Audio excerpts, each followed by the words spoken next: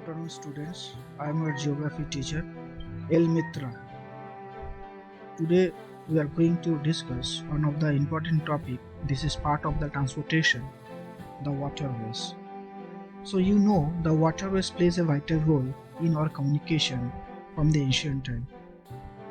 So firstly, if you want to discuss this waterways, first we have to know the importance of the waterways.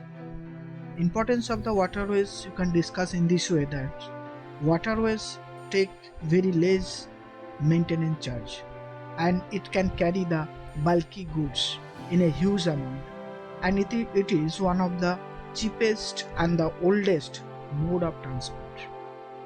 Fourthly, you can say it is also helpful in defense because if you see this area means Arabian Sea and the Bay of Bengal, here always there are defense person or navy are working day and night 24 hours by using these water bodies in that area. Fifth is this can also go to a remote place where the railways and the roadways cannot be go, so they are easily this type of transportation means the waterways can go and transport their goods and services, provide their goods and services. And the sixth point, it can avoid the traffic congestion or the traffic jam.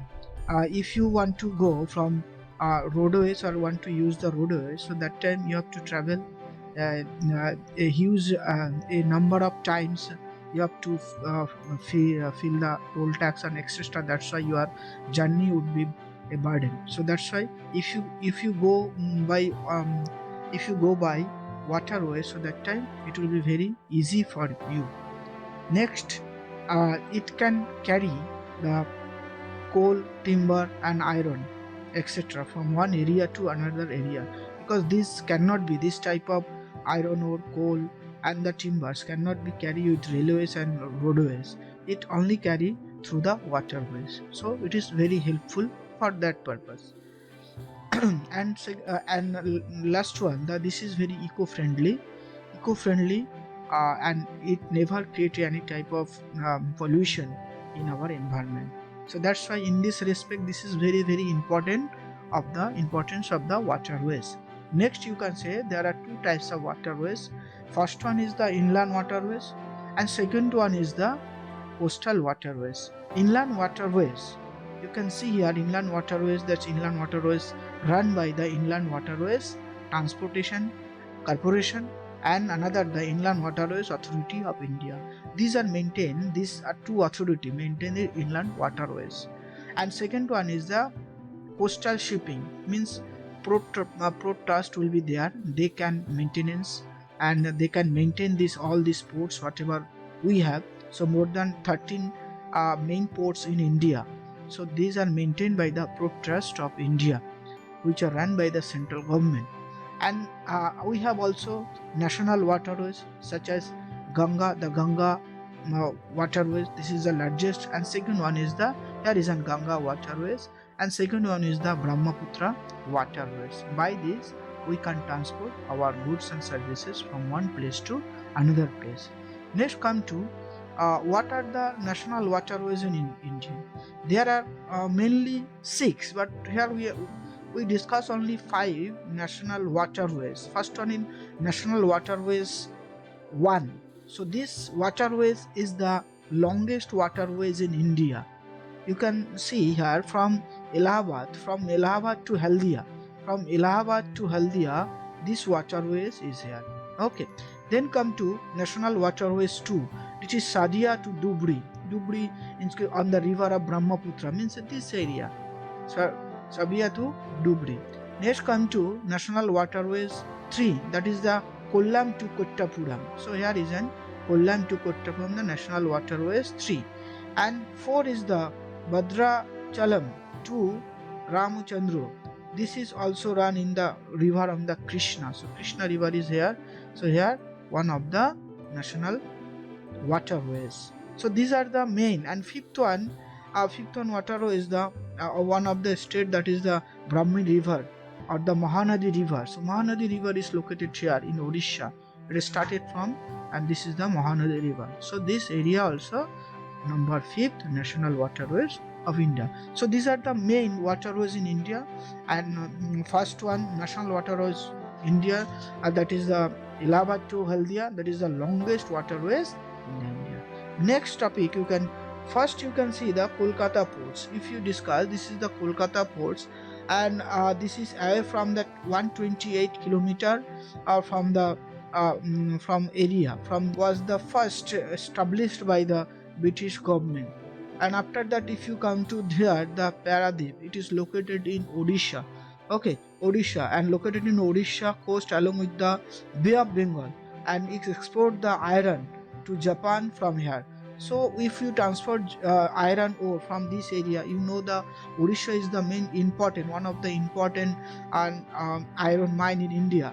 So that's why if you transfer this product, this iron ore from the another area, means Japan, so we use this port.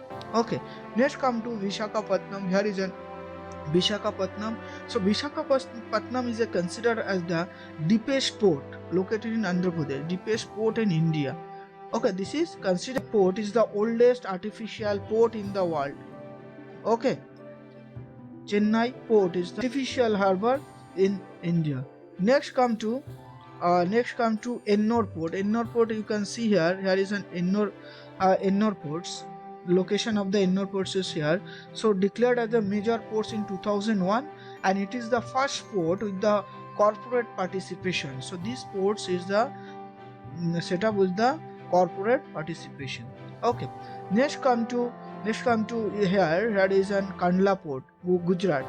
So Kandla port is located in Gujarat, and it is the offspring of the independence of the partition. After partition,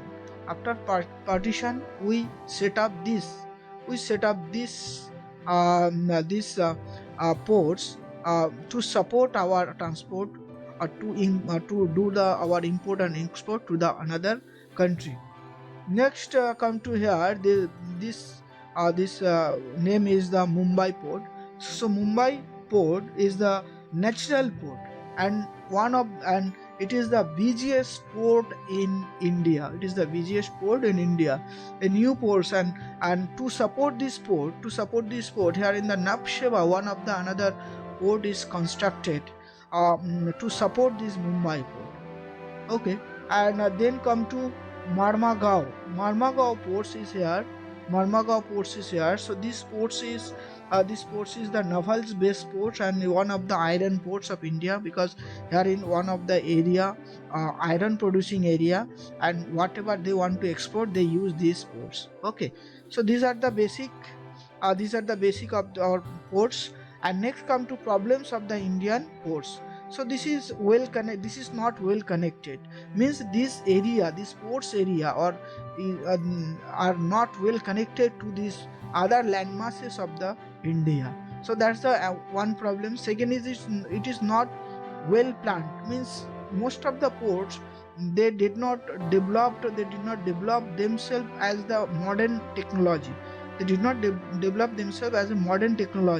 So this is the problem, one of the. And pressure on the cargo containers. So most of the ports, if you take example Mumbai ports, Paradip, then come the Kolkata or the Haldia or the Chennai ports and Kandla, these are the most of the cargo containers come here. So these the problems of the Indian ports. Next come to advantages of the water transport. First one advantage that this is the less maintenance, and a very cheapest one of the useful for the bulky goods, and you can see the helpful in defense. So we already discussed these points. Next come to another point, that the disadvantages of the port. It is slow speed, because you cannot increase your speed in the waterways as you wish, so it is impossible. Next come to the failure in monsoon. During monsoon season, all the rivers, if you take example Ganga, if you take example the Brahmaputra, this overflooded because due to heavy rainfall. So this is the basic problem. Then come to more risky during this time, because sometimes some of the pirates they attack on this, or the dockets they can attack over this over these goods or the ships, and they can looted all these things. So these are the main problem. Flood is another problem, and diversion of the river. Due to diversion of the river, water quantity of the river decrease. So that's why you know that the basic level is needed to run a ship in river. So if you diverse the river from or channelize river to one river to another river, so that time the water level decrease and it is very hard to move or to run your ship. So this is all of this, the waterways in India. We'll discuss the next topic in next video. Thank you.